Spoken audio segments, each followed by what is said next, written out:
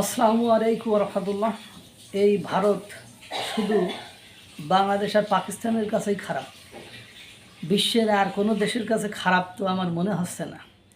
কারণ এই এক মাসের ভেতরে বিশ্বের অনেক দেশের প্রধান ভারত সফরে এসেছেন, বহু গুরুত্বপূর্ণ চুক্তি করেছেন।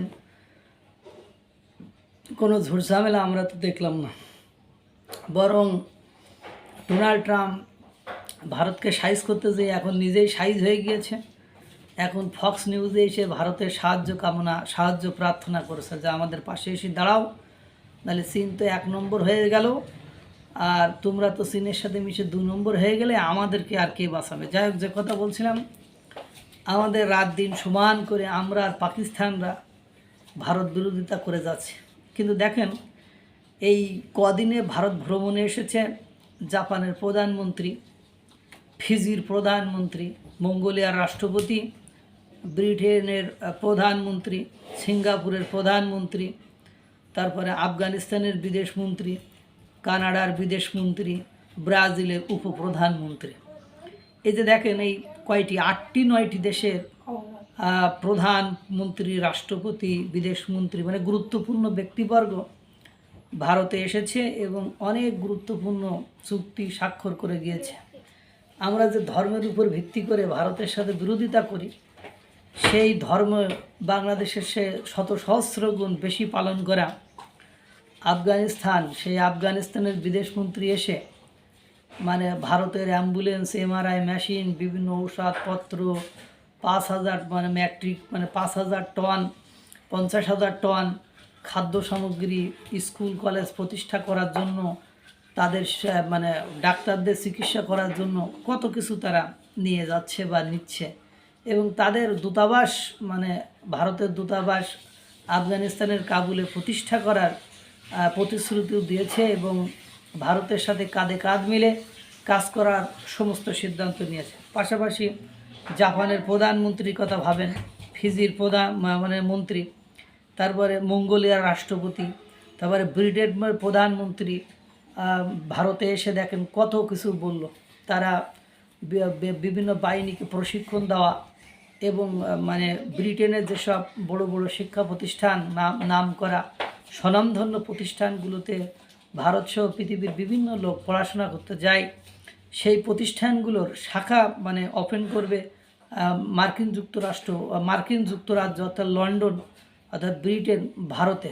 এখন এতে করে সুবিধা কি তৈরি হবে? যদি এই প্রতিষ্ঠানগুলো তৈরি হয়, তাহলে বিশ্বের বিভিন্ন প্রান্তের লোক পিএইচডির জন্য যেমন আগে লন্ডনমুখী হইতো, এখন কিন্তু সেটা ভারতমুখী হবে এবং ভারতেই তারা যাবে। এরপরে কানাডার বিদেশমন্ত্রী, ব্রাজিলের উপপ্রধানমন্ত্রী, এবং ব্রাজিলের সাথে আপনি জানেন ভারতের এখন সম্পর্ক কতটা সুদৃঢ় এবং ভালো। পাশাপাশি আপনারা দেখেন, মার্কিন যুক্তরাষ্ট্র যে যে সেক্টরে ভারতকে আটকানোর চেষ্টা করছে, সেই সেক্টরগুলো চীন উন্মুক্ত করে দিচ্ছে। যেমন H-1B ভিসা রেস্ট্রিকশন দিয়ে ভারতের আপনার স্কিল যে কর্মীগুলো ছিল তাদেরকে আটকানোর চেষ্টা করেছিল ডোনাল্ড ট্রাম্প।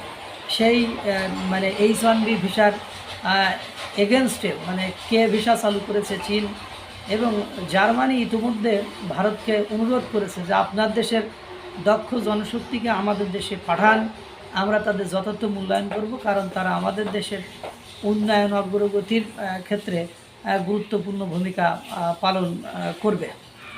এই অবস্থা। রাশিয়া তাদের তেলে ছাড় দিচ্ছে এবং মার্কিন যুক্তরাষ্ট্র ভারতের আপনার পণ্য সামগ্রীর উপর 50% শুল্ক এবং ঔষধের উপর 100% শুল্ক আরোপের পরে রাশিয়ার প্রেসিডেন্ট ভ্লাদিমির পুতিন তিনি বলেছেন, চিন্তা করিয়েন না, আমরা আছি পাশে, আমরা এই সংকট মোকাবেলার জন্য সর্বাত্মক বা এই লোকসান কমানোর জন্য সর্বাত্মক সহায়তা করব। অর্থাৎ কি বুঝলেন? পাশাপাশি আপনি দেখেন ভুটান, তারপরে মালদ্বীপ, শ্রীলঙ্কা, তারপরে নেপাল, মায়ানমার, আফগানিস্তান, শুধু দেখেন আপনি বাংলাদেশ, পাকিস্তান আর মার্কিন যুক্তরাষ্ট্র ব্যতীত আপনার এই যে ইরান থেকেও পর্যাপ্ত পরিমাণ ইরানকে মুসলিম দেশ হিসাবে স্বীকৃত বা মুসলিম দেশ হিসাবে সে সবার বিরুদ্ধে, ইসরায়েলের বিরুদ্ধে, মার্কিন যুক্তরাষ্ট্রের বিরুদ্ধে একাই সংঘর্ষ করে যায়। এই ইসরায়েলের সাথে ভারতের সম্পর্ক খুব ভালো। আবার সেদিন দেখলাম মার্কিন যুক্তরাষ্ট্রের ডোনাল্ড ট্রাম্প ভারতের 8টি প্রতিষ্ঠান এবং 5জন ব্যক্তির উপর নিষেধাজ্ঞা আরোপ করেছে, তারা ইরান থেকে তেল কেনে। এজন্য তাই আপনারা বুঝলেন কি, এটাই হলো সিস্টেম, এটা হলো পদ্ধতি যে আপনি মানে আপনি যাকে খাটো করেছেন সে তো অর্থনৈতিক দিক থেকে খুব পাওয়ারফুল, শক্তিশালী এবং সে খুব দ্রুত গতিতে সামনের দিকে এগিয়ে যাচ্ছে। তাকে আটকানোর, ধরার বা ধরে রাখার ক্ষমতা কিন্তু নেই। এই অল্প কদিনে মানে 1 মাসের ভেতরে 10টির মতো দেশের প্রধানমন্ত্রী, রাষ্ট্রপতি, বিদেশমন্ত্রী, উপপ্রধানমন্ত্রীরা ভারতে এসেছে বিভিন্ন রকম। আর ভারতে আসা মানে বৈঠক করছে, চুক্তি স্বাক্ষর করছে, মানে সে অন্যরকম ব্যাপার স্যাপার। আর অন্যরকম যাদেরকে এবং সেদিন জানেন যে জর্জিয়া মেলোনি তিনি বলছেন ভারত এমন একটি দেশ যাকে বিশ্বাস করা যায়, যাকে ভরসা করা যায়। এবং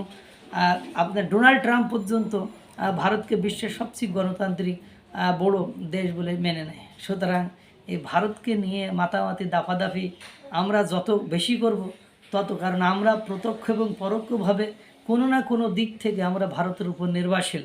এটা মানুক আর না মানুক, এটা নিয়ে আমরা যত নাচানাচি গাওয়াগাবি করব তত আমাদেরই প্রবলেম হবে। আল্লাহ তাআলা সকলকে ভালো রাখুক, সুস্থ রাখুক। আসসালামু আলাইকুম ওয়া রাহমাতুল্লাহ।